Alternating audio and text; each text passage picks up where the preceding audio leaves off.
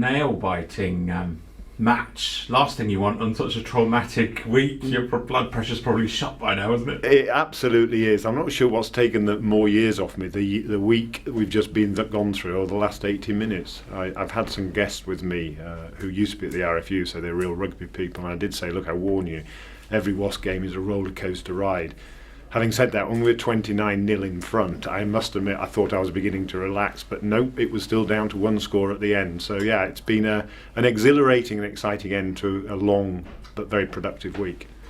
Must have been quite apprehensive kicking off this week, knowing sort of the reactions. But it's a good job we weren't having a match Tuesday night, otherwise we'd probably all be lynched. I mean, one of the things that's been really, really difficult and we're really sorry about is the fact that we haven't been able to say anything to the fans actually until the whole thing concluded on Wednesday.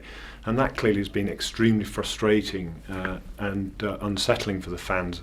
And we're really sorry about that, but actually there's nothing we could do about it. Once we've actually now got on the front foot, as it were, and have been able to communicate very, very intensely with the fans and really tell them what everything has been about, things are beginning to change, and people are now beginning to understand what it really means for the club, and it mainly means it guarantees the long-term future of the club, which hasn't been the case for the last 15 years.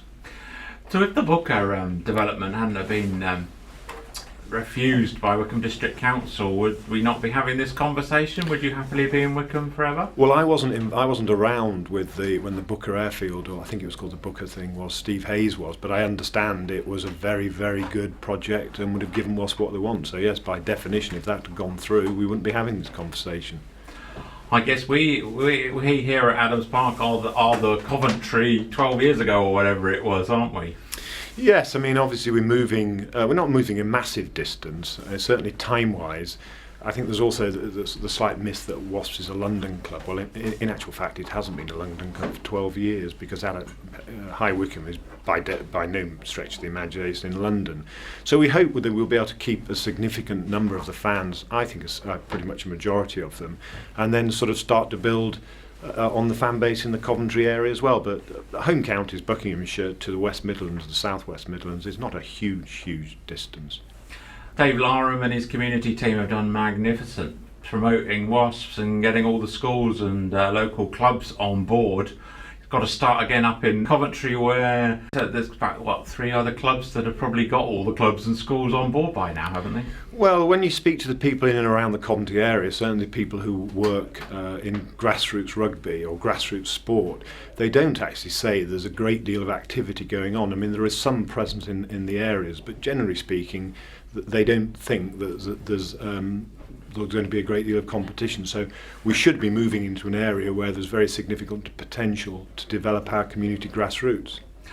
A lot of fans were surprised you were up and going sort of halfway through the season. They thought perhaps you'd at least stay until the end. No, and again, I can understand the fans' disappointment with that, but really we've got to get going as soon as we possibly can, and it was a requirement with all the parties we're dealing with that we moved in as soon as we possibly could. So again, I'm sorry for the fans about that, but it means we get in and get going as early as we can.